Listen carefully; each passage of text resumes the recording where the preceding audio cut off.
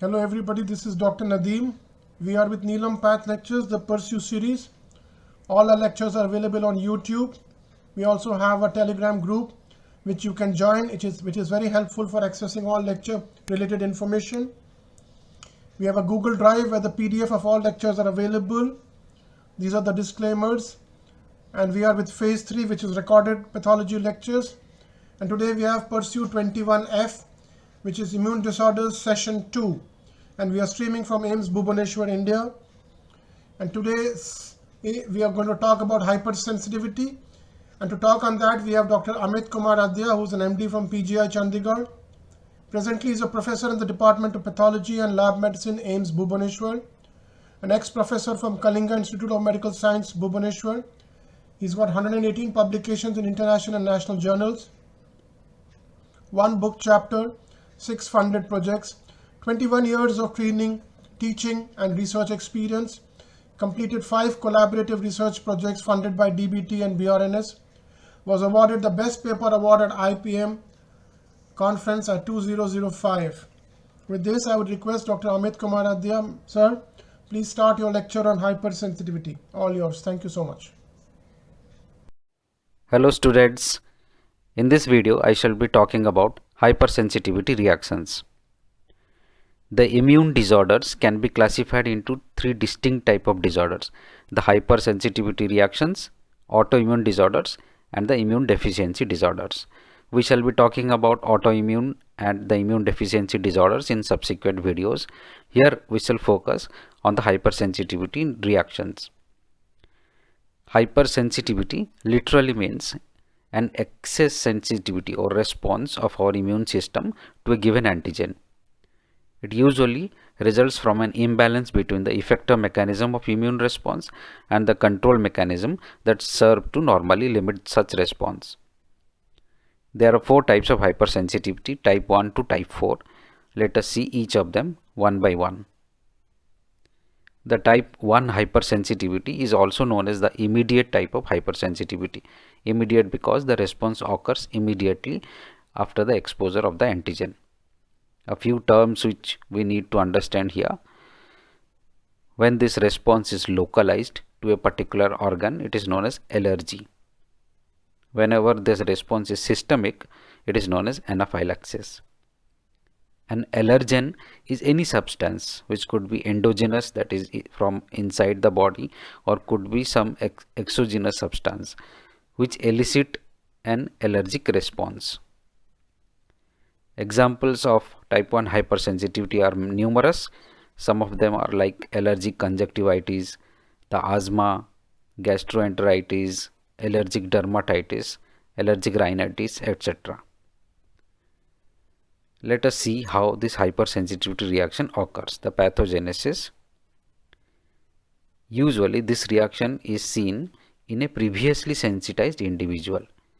That is, on the first exposure to a given antigen, the reaction will not occur.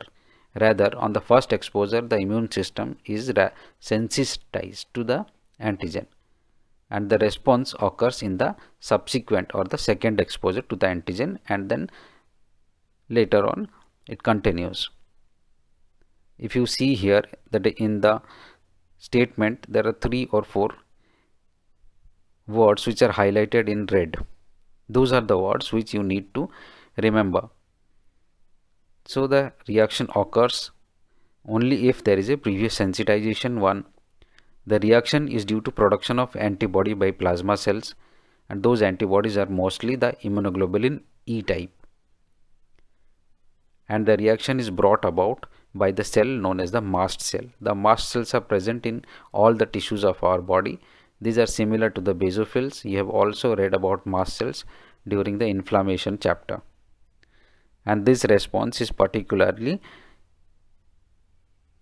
done by the CD8 Positive T Cells. This is a Th2 type of response. This reaction usually occurs in 2 phases. The first phase is the immediate phase or immediate reaction, which lasts for about 1 hour, and then in the subsequently it gives rise to a late phase reaction which lasts from about 1 to 2 hours to a day or In the immediate phase, what you see is vasodilatation, vascular leakage, and smooth muscle spasm. Usually the allergic rhinitis is the best example of this.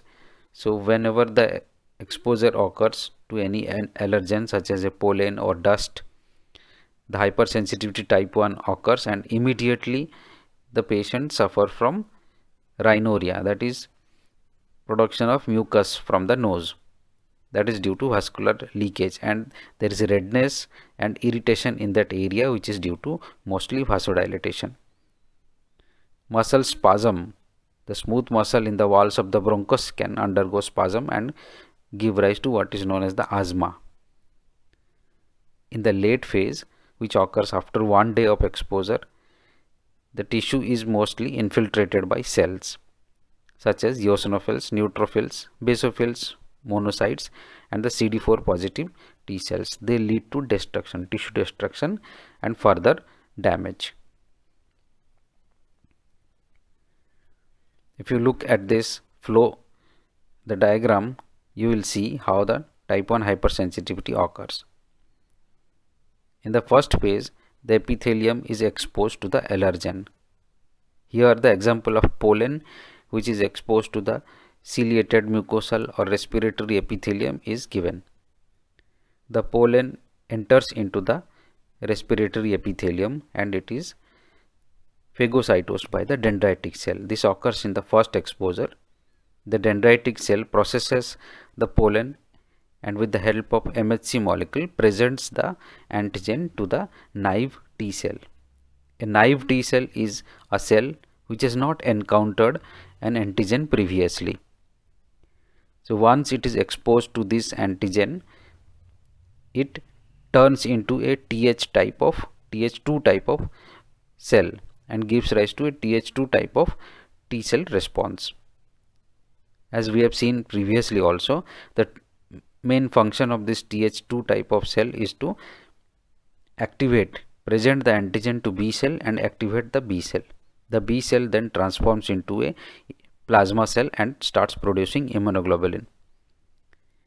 The B cell normally has immunoglobulin M on their surface. After exposure, we know that it undergoes a phenomenon known as the class switch. So the class switch leads to change of the immunoglobulin from immunoglobulin M to immunoglobulin E type. Now this immunoglobulin E is captured by the mast cell. The mast cell have receptors on their surface for the Fc fragment of the immunoglobulin E, which are known as the Fc epsilon receptor. These receptors, they bind to the Fc portion of immunoglobulin E. Now the mast cells are armed. On the subsequent exposure, when the pollen again comes into the respiratory mucosa, it need not go through the same step. Rather, the mast cells are now armed with immunoglobulin E. The pollen directly attaches to the mast cells. Binding of the pollen to the immunoglobulin E attached to the mast cell leads to degranulation of the mast cell, activation and degranulation. The degranulation leads to elaboration of a lot of cytokines which are known as the early phase cytokines or the vasoactive amines, mostly histamine and kinins and related things. Then the arachidonic acid pathway also gets activated, leading to production of thromboxanes and other substances which bring about the late phase reaction.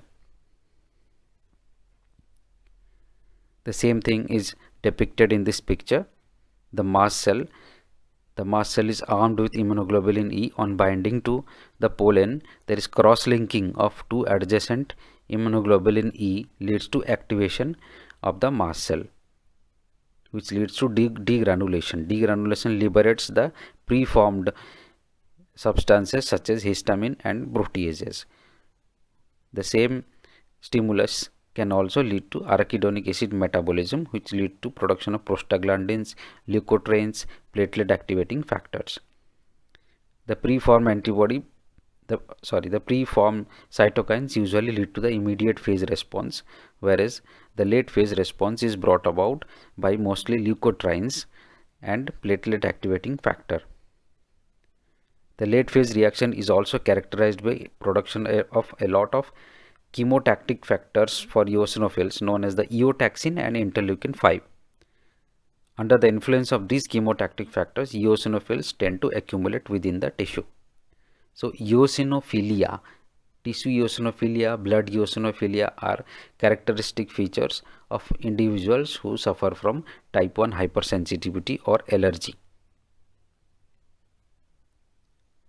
Few other terms which we need to understand the meaning of which: atopy and non-atopy. Atopy means an increased tendency to develop allergy, and those persons who have this increased tendency are known as atopic individuals. Whereas allergy can also occur without an antigen antibody reaction. Allergy can also occur when exposure to cold, heat or exercise occurs. These are known as non-immune stimuli.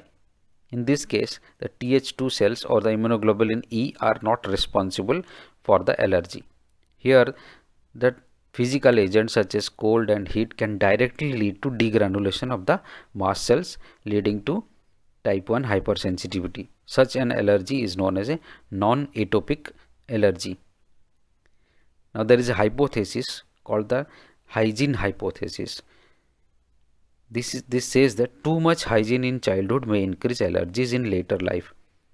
So it is seen that in Western countries where there is too much hygiene, the children are not exposed to dirt, not exposed to any microbial agents in childhood. Their immune system is not properly trained to handle antigens.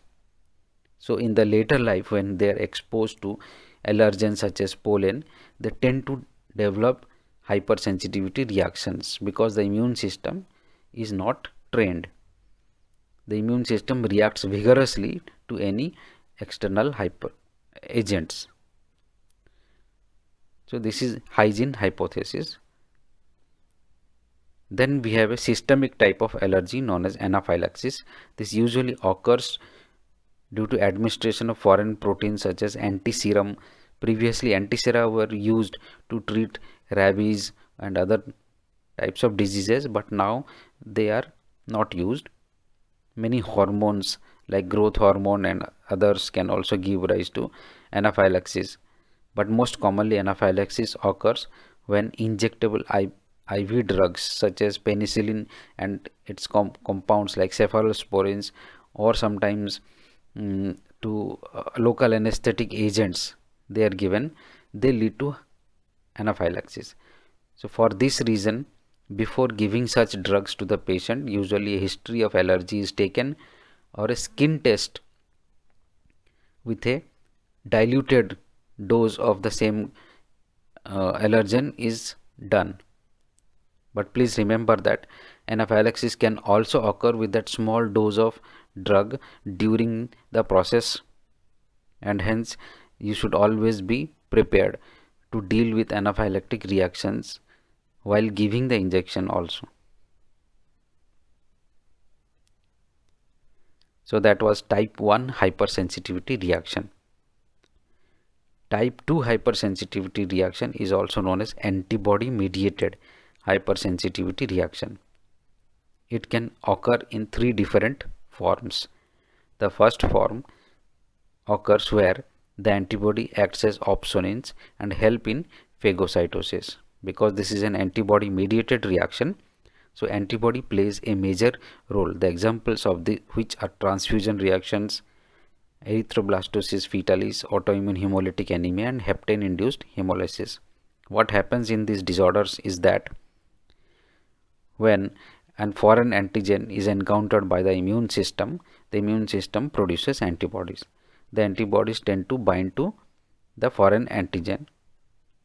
For example, in transfusion reaction, when incompatible RBCs are encountered by the blood, they produce antibodies against that particular antigen. These antibodies tend to act as opsonins. They bind to the antigen and make it tastier for the macrophages to engulf them. The macrophages then eat the antigen or the cells on which these antibodies are bound, and then phagocytosed cells are killed and destroyed. Same thing happens with erythroblastosis fetalis, which is a condition which arises when there is a incompatibility of the blood group between mother and the child.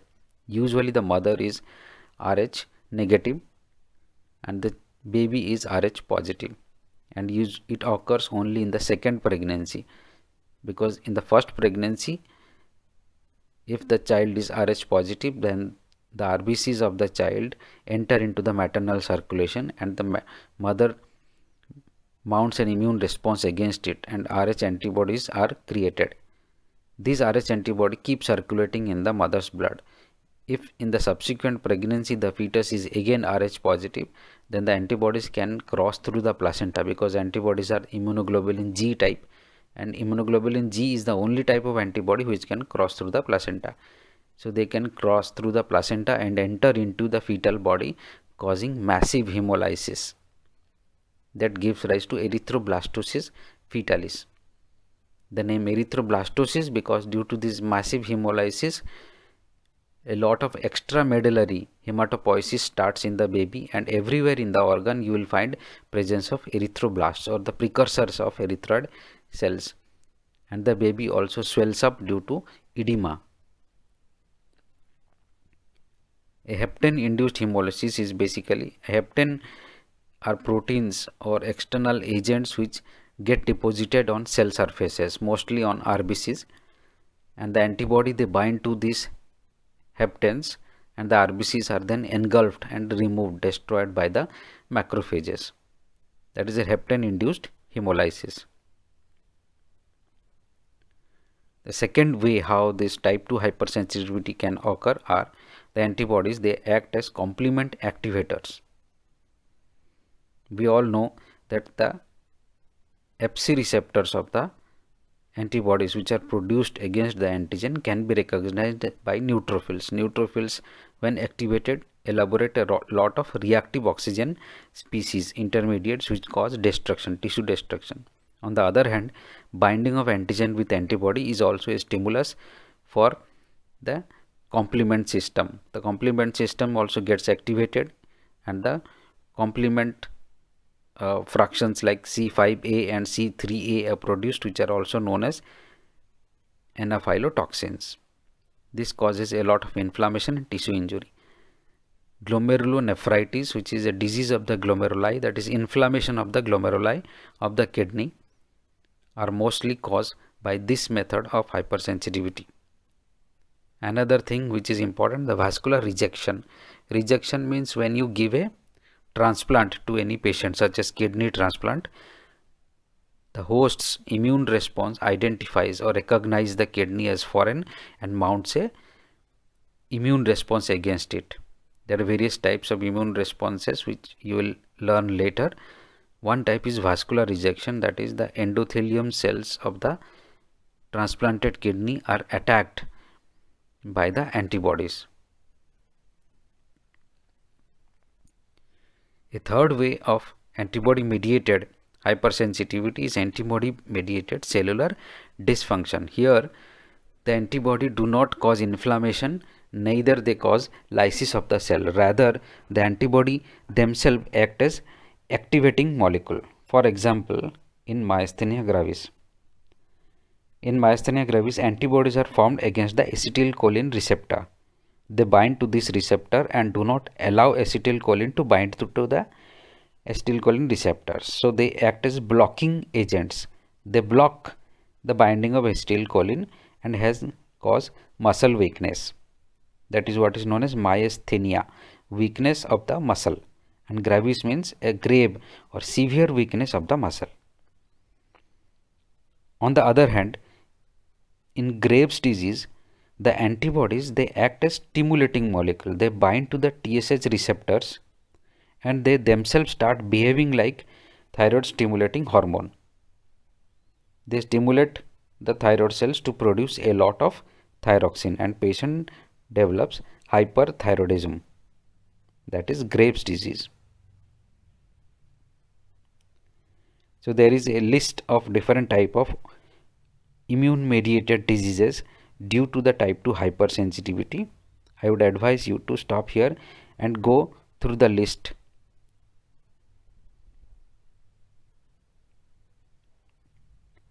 The type 3 hypersensitivity reaction is also known as immune complex mediated hypersensitivity. It is named so because the immune complexes are formed within the blood circulation. The antigens are freely moving within the circulation and antibodies bind to these antibodies, forming large immune complexes. Some of these immune complexes are eaten up and removed by phagocytic cells such as the neutrophil or monocytes, but many of them escape this removal and they get deposited in the walls of the blood vessel. Once they get deposited there, they can recruit inflammatory cells such as neutrophils for causing inflammation. They can also activate complements and other substances which lead to destruction of the wall of the blood vessel, and this destruction is termed as vasculitis.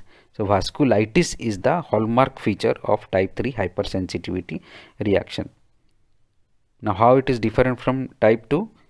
In type 2 the antigens were fixed. They were fixed on tissues and the antibody were binding to them, leading to phagocytosis or inflammation or cellular dysfunction. But here the antigens were circulating in the blood and the immune complexes are formed within the blood circulation, and after formation of the complex they get deposited in various organs. In fact, a lot of autoimmune disorders are due to type 3 hypersensitivity. For example, the systemic lupus erythematosus. We will study about them later on. This is another picture depicting the same thing. The immune complexes are formed within the circulation and they are getting deposited on the endothelium of the blood vessel. As I mentioned, the hallmark picture of type 3 hypersensitivity reaction is vasculitis, also known as fibrinoid necrosis. As you can see in this picture, within the wall of the blood vessel, this brightly pink colored material or substance is deposited because it resembles fibrin, hence the term fibrinoid necrosis. This is fibrinoid because this is not exactly fibrin.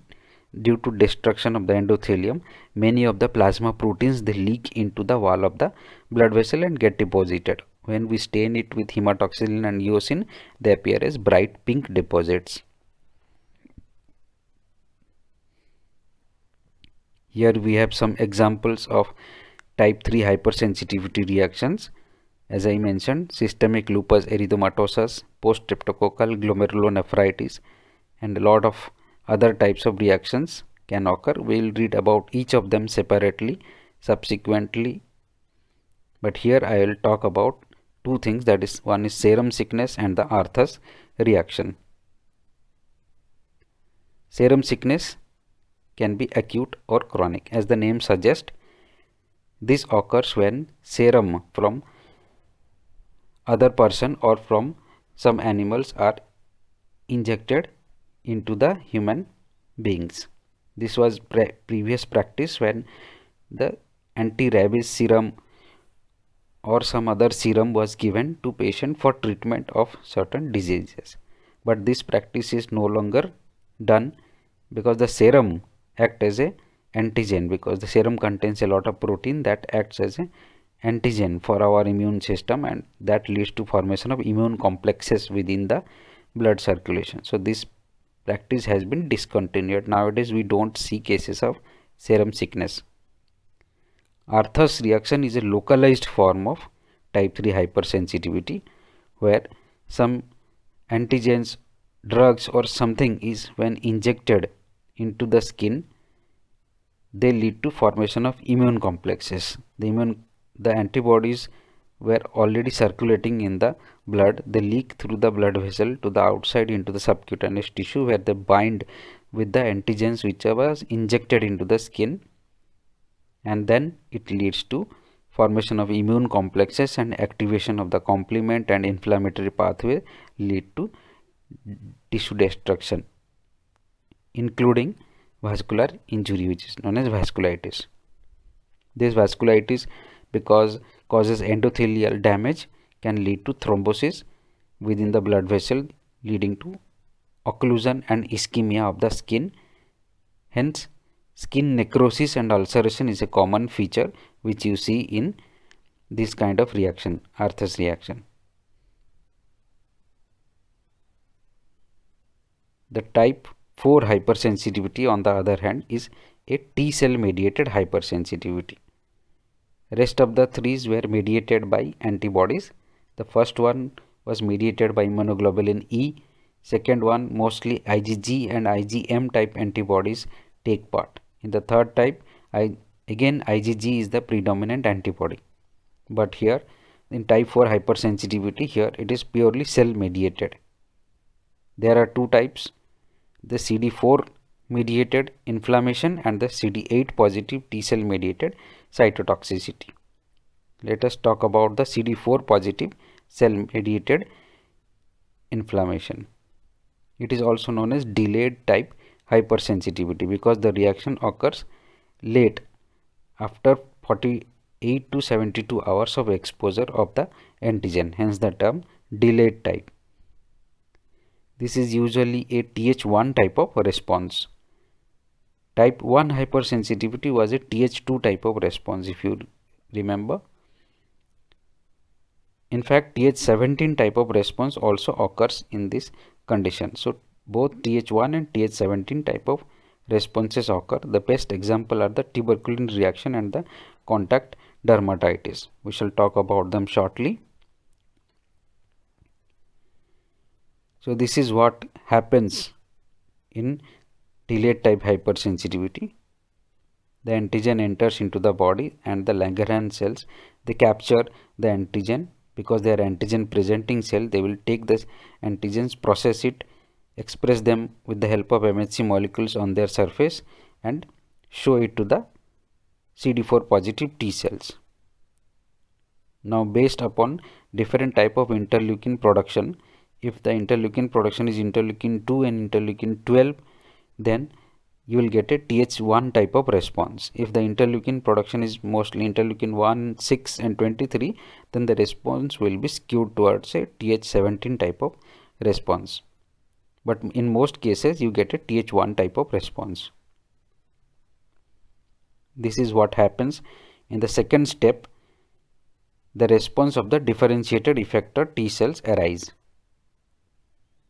The macrophage activation occurs, which is a major event in that process. The macrophage activation means the functionality of the macrophages or the monocytes changes, and so also the shape of the morphology of the monocytes also change. As you can see depicted in this figure, the antigen presenting cell have captured the antigen and it is presenting it to the CD4 positive helper T cell. At the same time, it is producing a lot of interleukin 12. Interleukin 12 will cause proliferation of CD4 positive cells and skew the response towards a Th1 type of response. The CD4 positive cells will produce tumor necrosis factor, which will cause monocyte recruitment to the site of injury. The monocytes will leave the blood vessel and enter into the tissue where they will encounter the antigen. The CD4 positive T cells will again produce interferon gamma. Under the influence of interferon gamma, monocyte activation occurs. Monocyte activation means that the monocytes gain higher ability or enhanced ability to phagocytosis, and for microbial killing they produce more and more MHC type 2 molecule on their surface. Also they produce TNF, which is tumor necrosis factor, interleukin 1 and interleukin 12. The production of these substances enhance the process of CD4 proliferation and the reaction. On the same time, there is a change in the morphology of the monocytes. They become epithelioid appearing, more like epithelial or slipper shaped. Accumulation of these epithelioid histiocytes in a given area is known as a granuloma. So granuloma formation is the hallmark feature of type 4 hypersensitivity reaction. Sometimes Th17 response can occur, but that response is more like neutrophil collections. They do not form granulomas. So granuloma is an important thing. Let us talk about granulomas. As the picture shows, granulomas are collections of epithelioid histiocytes. The central rounded structure with the pink cytoplasm and the nuclei present within the structure together are due to collection of numerous epithelioid histiocytes, and it is known as a granuloma. Granulomas can be seen in a variety of conditions. The tuberculosis is the prototype of such conditions. Tuberculosis, all mycobacterial infections, in fact not only tuberculosis, because Mycobacterium tuberculosis causes tuberculosis, but there are other mycobacteria such as the Mycobacterium leprae, Mycobacterium avium intracellulare. There are many other mycobacteria which you will learn in microbiology. They can all lead to human disease, and in all conditions you get granulomas. Then there are non-infectious conditions such as sarcoidosis, Crohn's disease. You can have fungal infection and foreign body, all of which can form granulomas. But importantly, tubercular granulomas form caseous necrosis. That is, you will see a cheese-like necrosis at the center of these granulomas. It's known as caseous necrosis. So this picture shows you a caseating granuloma. As you can see at the center, there is a pale pink area which represents necrosis. This is surrounded by epithelioid histiocytes or macrophages, and some of the giant cells are also labeled. These epithelioid histiocytes, they join together, the cytoplasm fuse to form a giant cell. And these giant cells are typically the Langhans type of giant cells in tuberculosis. So caseating granulomas are features of tuberculosis, whereas in other type of granulomas such as sarcoidosis, Crohn's disease and fungal infection, you get non-caseating granulomas.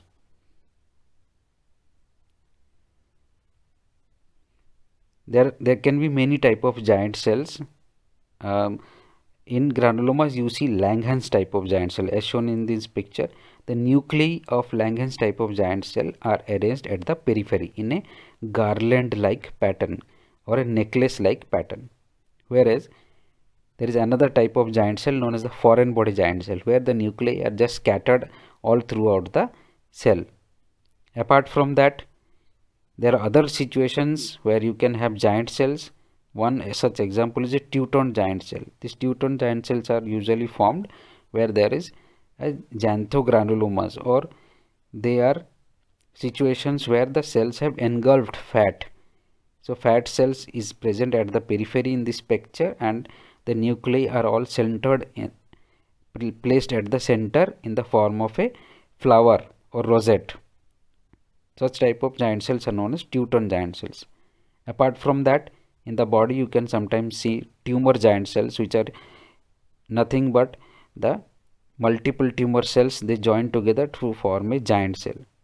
Another type of giant cell is known as the Reed-Sternberg giant cell, which is a binucleated cell having very prominent nucleolus. They appear mirror image of each other. The two nuclei appear like mirror images of each other. This is known as Reed-Sternberg cell. This is seen in a type of lymphoma known as Hodgkin lymphoma. That is the diagnostic hallmark of Hodgkin lymphoma. Apart from that, in the body there are normal giant cells also, like the osteoclasts. Osteoclastic giant cells can also be seen in tumorous conditions. Megakaryocyte is also an example of a giant cell. Now coming back to our main topic, that is delayed type hypersensitivity. I have told you that tuberculin reaction or the Montus test is the prototype example of type 4 hypersensitivity reaction. This is usually done for detection of presence of past infection with tuberculosis. Now this is a test which is done to see whether you have developed an immunity or immune response against tuberculosis. an intracutaneous injection of a PPD is given. PPD is the purified protein derivative taken from the inactivated wall of the mycobacteria. This is also known as tuberculin. So tuberculin is injected into the skin of the arm. The pictures are not coming here. You can see it in the PPTs, the PDFs. So after injection you have to wait for 12 hours and then read it after 72 hours, because this is a delayed type hypersensitivity. You won't get an immediate reaction. So after 72 hours it is read. If positivity is indicated by the presence of an indurated hard area, indurated firm red area at the site of injection. If the size of that area is more than 15 millimeter, then the test is taken to be positive. If the size of induration is less than 10 millimeter, it is taken as negative, and if it is between 10 to 15, it is taken as inconclusive. Now please remember that you can do a tuberculin test to see whether a patient has been infected by tuberculosis or not. So if a patient was infected with tuberculosis in the past, he will have cell mediated immune memory for that infection and the test will become positive. So it is rather used to test whether your body has an intact cell mediated immunity or not. If a person is showing a positivity, that means the cell mediated immune response or CD4 positive cells and everything in the body is intact and functioning properly. Under the microscope, if you see, you will see the presence of CD4 positive T cells and macrophages all accumulating around the blood vessels in the skin at the site of injection. So that was delayed type hypersensitivity. Now the second type of type 4 hypersensitivity is the CD8 positive T cell mediated cytotoxicity. This is usually effective against virus infected cells. Tumor killing is also mediated by this method, and graft rejection is also mediated. Here the CD8 positive T cells will recognize the infected cells or the tumor cells by the help of this class 1 MHC molecule.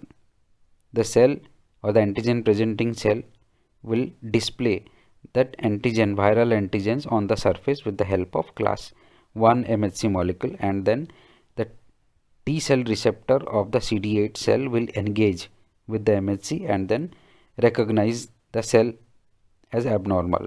After recognition, usually it liberates perforins and granzymes. The perforins will drill holes in the cell wall of the infected cell. The granzymes will enter and initiate the caspases. The caspases will lead to cell death. There is a list of disorders which are due to this type of reaction or type 4 hypersensitivity. Again, you spend some time on this table and you will get a lot of intel about different type of diseases. There is another method known as antibody dependent cell mediated cytotoxicity. Strictly speaking, this is not a type of hypersensitivity reaction. Rather, this is how the natural killer cells act in our body. As the antibodies bind to the antigen on the surface of a target cell, the Fc portions of these antibodies are recognized by the CD16 which is present on the NK cell. If you remember, CD16 is a marker of NK cell. Cross-linking of two adjacent CD16 triggers degranulation of the NK cell. The NK cells also liberate perforins and granzymes, leading to cell death. So that is all about hypersensitivity reactions. Thank you.